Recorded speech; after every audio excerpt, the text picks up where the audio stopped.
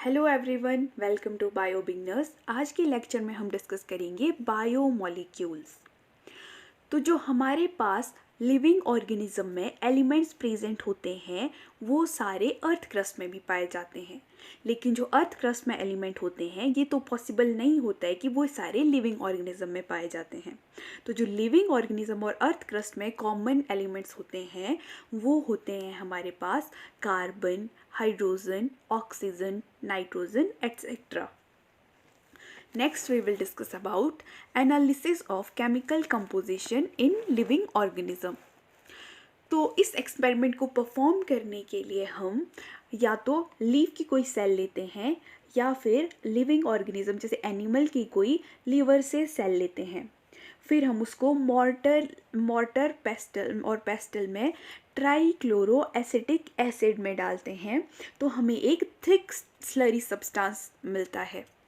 उसे हम फिल्टर करते हैं तो जो हमारे पास चीज़ें ऊपर रह जाती है उसे हम कहते हैं रिटेंटेट, और जो इसको क्रॉस कर जाती है उसे हम कहते हैं फिल्ट्रेट।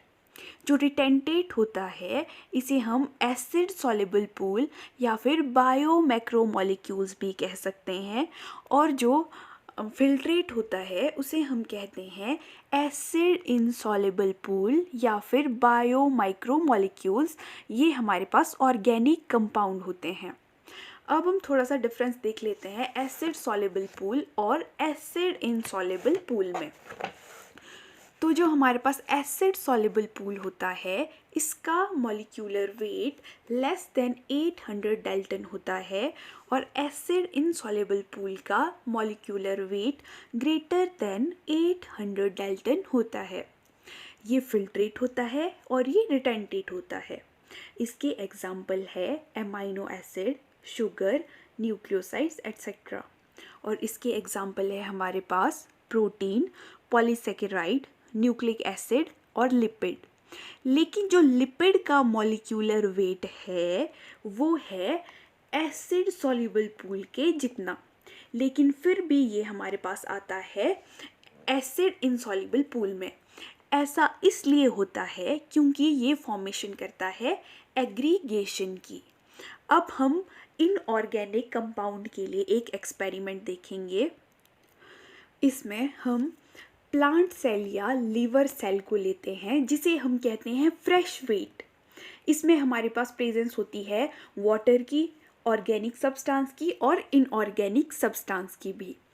फिर जब हम इससे वाटर को रिमूव कर देते हैं तो हमारे पास वहाँ सिर्फ प्रेजेंस होती है ऑर्गेनिक और इनऑर्गेनिक सब्सटेंसेस की।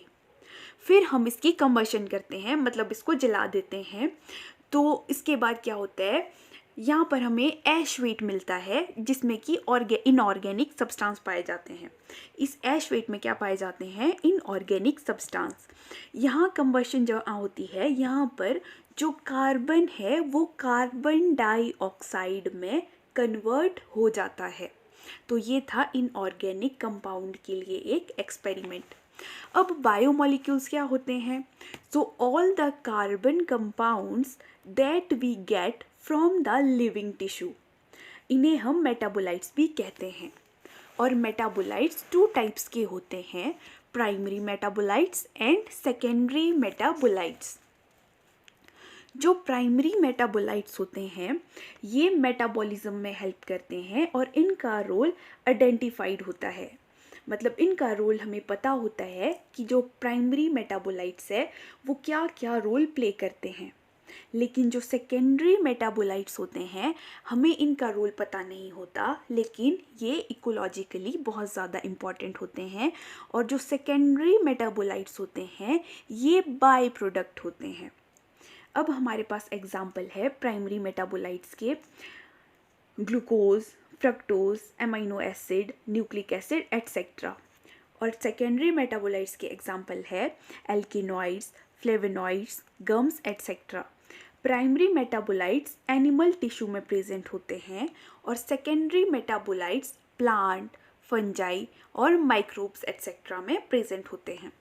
हमारे पास यहाँ सेकेंडरी मेटाबोलाइट्स की कुछ एग्जाम्पल है, जैसे पिगमेंट्स, कैरोटीनॉइड्स, एंथ्रोसाइनिन्स एट्सेट्रा।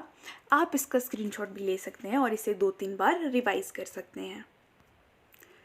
तो जो बायोमोलिक्यूल्स होते हैं ये 2 टाइप के होते हैं, बायो माइक्रोमोलिक्यूल और बायो मैक्रोमोलिक्यूल।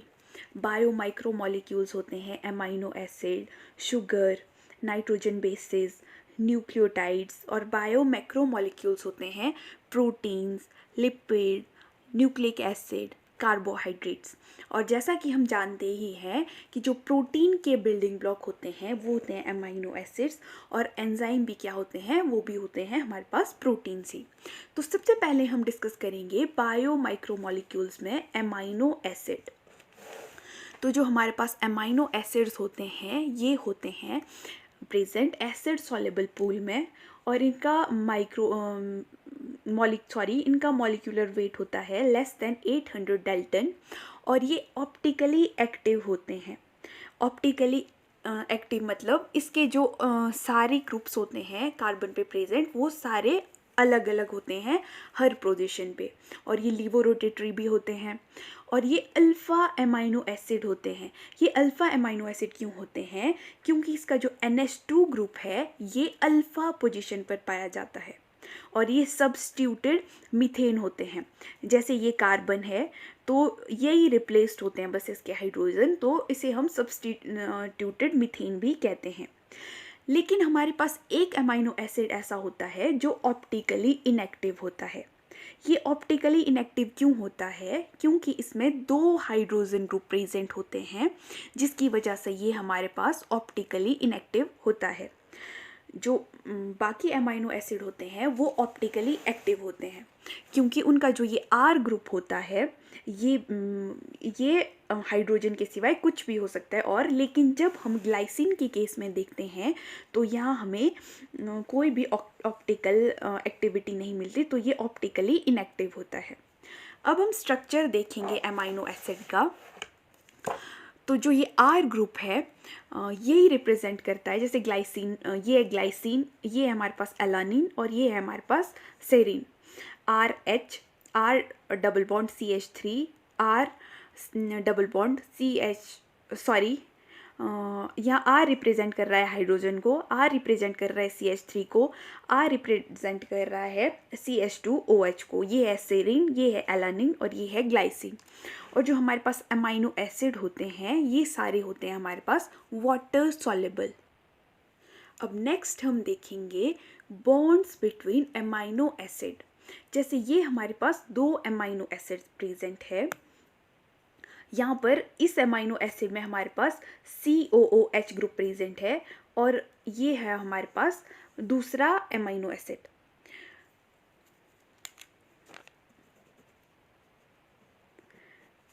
तो यहाँ पर क्या हो रहा है, वाटर का लॉस हो रहा है, यहाँ पर वाटर बाहर निकल रहा है, और यहाँ पर ये फॉर्मेशन कर रहे हैं पेप्टाइड बॉन्ड की। यहाँ पर फॉर्मेशन हो रही है हमारे पास पेप्टाइड बॉन्ड की। जब हम अमाइनो एसिड का पोलर और नॉन पोलर नेचर देखते हैं तो वो हम R ग्रुप के रिस्पेक्ट में देखते हैं।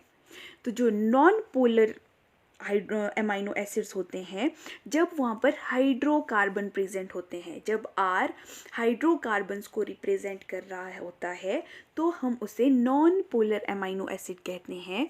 लेकिन जब R ग्रुप या तो CH2OH, CH2NH3, CH2COOH को रिप्रेजेंट करता है तो हम उसे पोलर अमाइनो एसिड्स कहते हैं।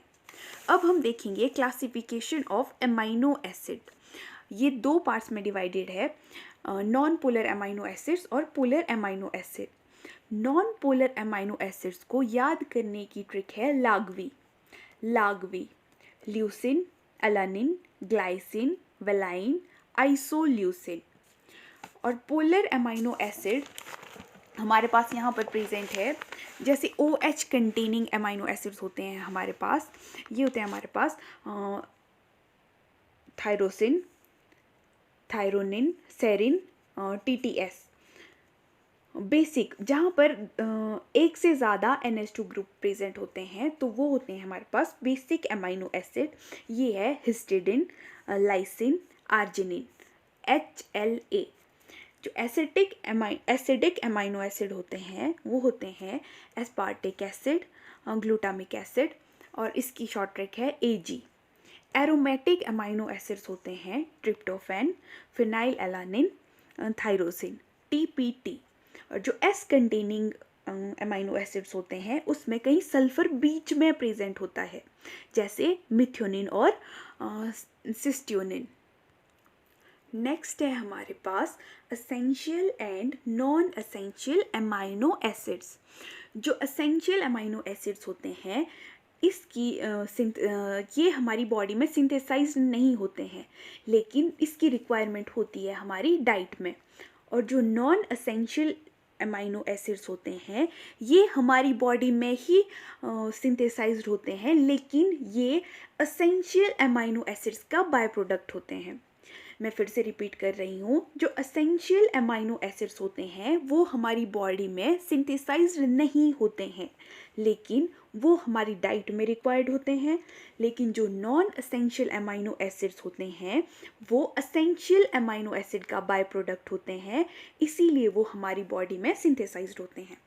फॉर एग्जाम्पल, अगर हमारी बॉडी में X असेंशियल अमाइनो एसिड है जिसकी रिक्वायरमेंट है, ये हमारी बॉडी में सिंथेसाइज नहीं हो रहा है और फिर बाद में ये कन्वर्ट हो रहा है Y में, जो कि है नॉन असेंशियल अमाइनो एसिड। तो हमारे पास असेंशियल अमाइनो एसिड के लिए शॉर्ट ट्रिक है अरवाहिल MPTT। अरवाहिल MPTT ये है arginine, valine, histidine, leucine, lysine, methionine, फिनाइलिन, threonine और ट्रिप्टोफैन। जो फिनाइल एलानिन है वो ट्रायोसिन में कन्वर्ट होती है और ट्रायोसिन हेल्प करता है मेलानिन, T3, T4, डोपामिन और एड्रेनलिन की सिक्रीशन में। अब हमारे पास एक और टर्म आती है अमीनो एसिड। ये अमीनो एसिड होता है कि जैसे ये हमारे पास कोई अमाइनो एसिड है, यहाँ CH2 और CH3 ग्रुप है। यहाँ पर क्या होता है कि ये NH2 के साथ बॉन्ड बनाता है और यहाँ से H2 का रिमूवल हो जाता है, जैसा कि हम यहाँ देख पा रहे हैं। जैसे ये कार्बन है, इसमें NH ग्रुप और CH2 ने आपस में बॉन्ड बना दिया है क्योंकि यहाँ से H2 का रिमूवल हो गया है। अब हम कुछ इंपॉर्टेंट पॉइंट्स देखेंगे। Most complex amino acid is tryptophan, most simple amino acid is glycine, precursor of auxin is tryptophan, precursor of T3 and T4 is tyrosine. जो एस्पार्टेन होता है वो होता है डाइपेप्टाइड बॉन्ड की फॉर्मेशन की वजह से, क्योंकि जब दो अमाइनो एसिड आपस में जुड़ते हैं तो एस्पार्टेन की फॉर्मेशन होती है। नेक्स्ट टॉपिक है हमारे पास ज्विटर आयन। जब हम अमाइनो एसिड को एसिड में रखते हैं तो यहाँ पर H पॉजिटिव आयन आ जाता है। जब हम बेस में रखते हैं तो यहाँ पर नेगेटिव चार्ज आता है, क्योंकि जो बेस होते हैं वो हाइड्रोजन के डोनर होते हैं और जो एसिड्स होते हैं वो एक्सेप्टर होते हैं। पर जिस सिचुएशन में किसी अमाइनो एसिड पर दोनों पॉजिटिव और नेगेटिव चार्ज आ जाएं तो उन्हें हम कहते हैं ज्विटर आयन या फिर एम्फोटेरिक या फिर PI, आइसो इलेक्ट्रिक pH। तो ये था हमारे पास ज्विटर आयन। नेक्स्ट हम डिस्कस करेंगे प्रोटीन, क्योंकि जो अमाइनो एसिड्स होते हैं वो प्रोटीन की बिल्डिंग ब्लॉक्स होते हैं, लेकिन जो अमाइनो एसिड्स हैं वो बायो माइक्रोमोलिक्यूल है और जो प्रोटीन्स है वो बायो मैक्रोमोलिक्यूल है। तो ये एसिड इनसॉल्युबल पूल में आते हैं और इनका मॉलिक्यूलर वेट 800 डाल्टन से ज़्यादा होता है। जो प्रोटीन्स होते हैं ये एक पेप्टाइड की चेन होती है और जो इसमें बॉन्ड होता है, जैसे दो अमाइनो एसिड होते हैं तो इसमें वाटर का रिमूवल हो जाता है और ये पेप्टाइड बॉन्ड की यहाँ पर फॉर्मेशन हो जाती है। तो जब दो अमाइनो एसिड आपस में जुड़ते हैं तो वहाँ से वाटर का रिमूवल हो जाता है और यहाँ पर पेप्टाइड बॉन्ड की फॉर्मेशन हो जाती है। Amino acid plus amino acid और उसमें एक पेप्टाइड बॉन्ड भी बन जाता है। तो जब हम बोलते हैं n number of amino acid तो उसका मतलब होता है n-1 पेप्टाइड बॉन्ड। तो जो ये हम देख पा रहे हैं, ये है एक प्रोटीन की चेन। इसके दो टर्मिनल होते हैं, एन टर्मिनल और सी टर्मिनल, और ये है इसके फंक्शनल ग्रुप। जो प्रोटीन होता है ये एक हेटेरोपॉलीमर होता है। ये क्यों होता है हेटेरोपॉलीमर? क्योंकि इसमें अलग अलग तरह के अमाइनो एसिड जुड़े होते हैं। जैसे ग्लाइसिन हो गया, अब ज़रूरी तो नहीं है कि उसके साथ भी ग्लाइसिन ही जुड़ा होगा, उसके साथ कोई और अमाइनो एसिड जुड़ा होगा, तो इसीलिए ये हेटेरोपॉलीमर होते हैं। और जो प्रोटीन की फॉर्मेशन होती है वो हमेशा सेल के अंदर होती है। जैसा कि हम यहाँ डायग्राम में देख पा रहे हैं, ये है एक डीएनए हमारे पास बना रहा है आरएनए, और ये है हमारे पास एक पॉलीपेप्टाइड चेन। और पॉलीपेप्टाइड की फोल्डिंग हमारे पास होती है एंडोप्लाज्मिक रेटिकुलम के ल्यूमन में, और वहाँ पे फॉर्मेशन होती है प्रोटीन की।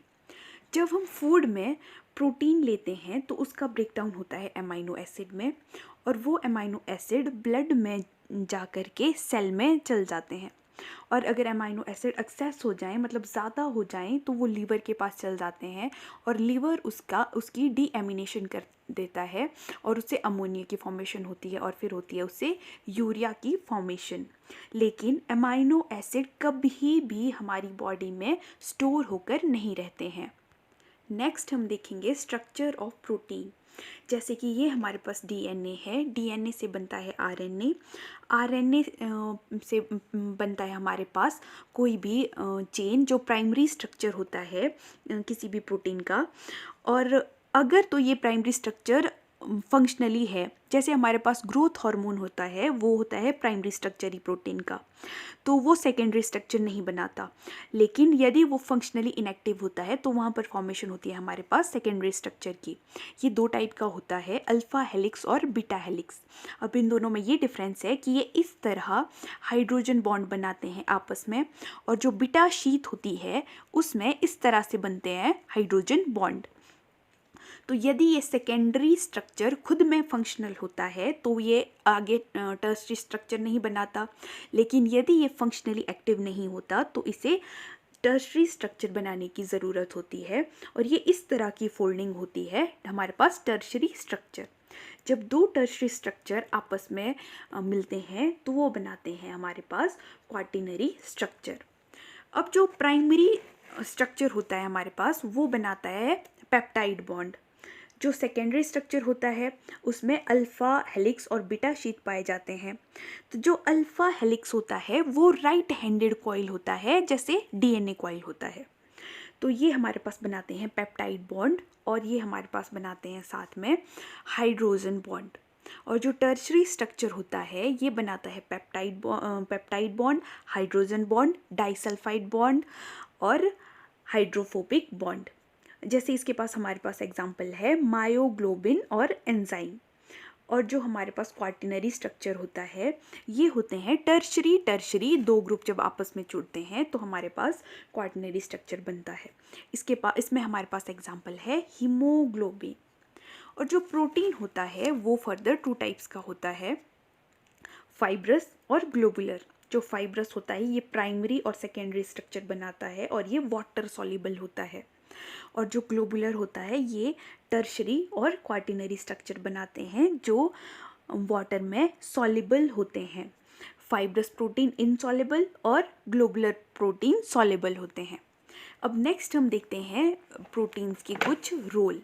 जैसे ये जो एंजाइम होते हैं वो भी प्रोटीन ही होते हैं, ये एंटीबॉडीज़ में भी हेल्प करते हैं। ये जैसे विजुअल रोडॉप्सिन में भी प्रोटीन प्रेजेंट होते हैं, जैसे मायोसिन और एक्टिन ये कॉन्ट्रैक्टाइल होते हैं। जैसे रिसेप्टर वो भी प्रोटीन होते हैं। चैनल ग्लूटाफोर ये भी प्रोटीन है, और टॉक्सिन जो रेजिन होता है वो भी हमारे पास प्रोटीन है। तो आज हमने बायोमॉलिक्यूल्स में अमाइनो एसिड्स और प्रोटीन्स के बारे में पढ़ा। कल के लेक्चर में हम डिस्कस करेंगे एंजाइम्स। Thank you.